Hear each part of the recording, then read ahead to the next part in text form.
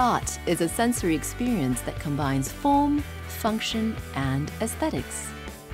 LaSalle College of the Arts was designed to inspire with that intention in mind.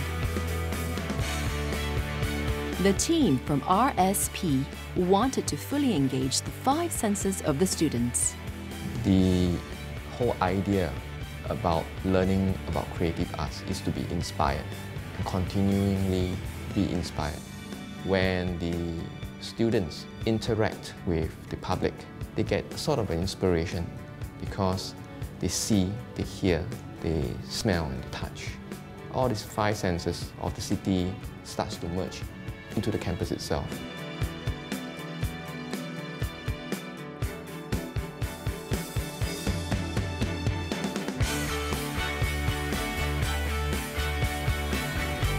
The design of LaSalle College of the Arts was born out of a competition when the campus shifted from its previous location at Goodman Road. Director Soon Wee Kok and a team from RSP won the judges over with their interesting take on the function and aesthetics of an arts college. The competition required us to think slightly out of the box of how we want to integrate the fabric, intermingle the students, and basically review the activities inside of the campus to the public at large. To catch the public's attention, the 35,000 square meter new campus was designed with an unusual and dramatic exterior that made it stand out from the surrounding buildings.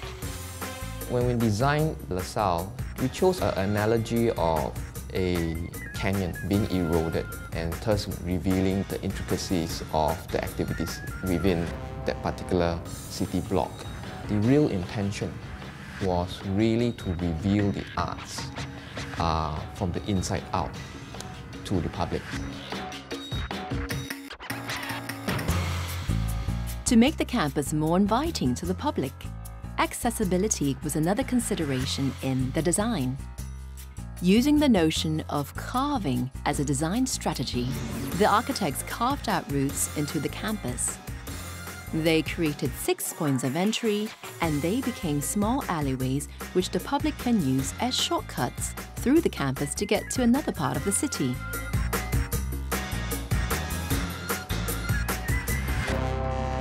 While the campus provided ease of access to the surroundings, the team also wanted the students to connect visually with the surrounding environment. But to do that without getting out of their classrooms required some thinking out of the box.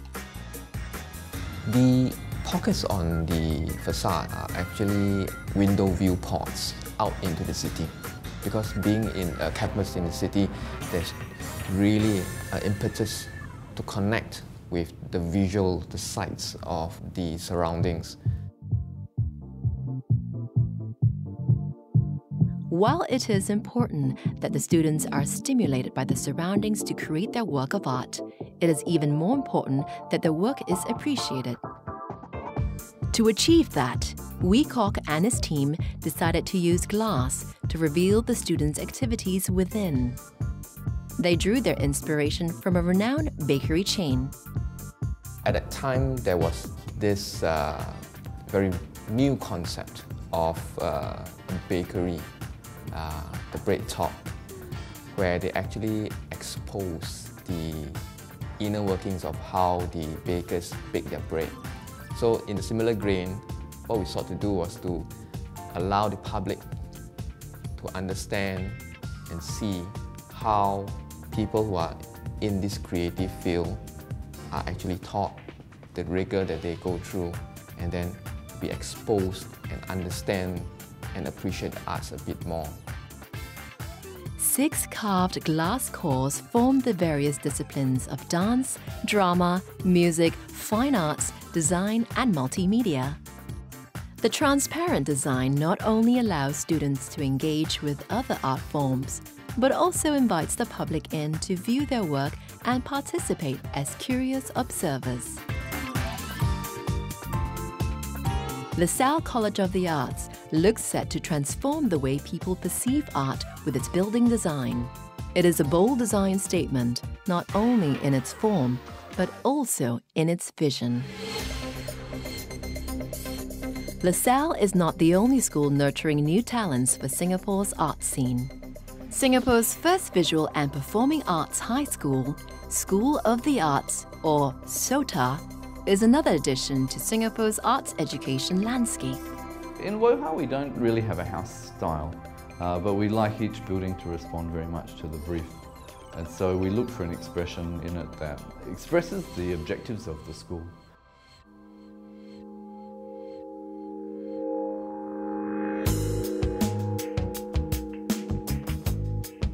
With only a site area of some 10,000 square meters, or around one football field, the environment was challenging, as the architects had to work around a tight, compact urban site. The key objective was to design a building where the creative ideas of the students remain accessible to the public. To achieve that, the architects had to fit a substantial student population and public performing spaces all into one building.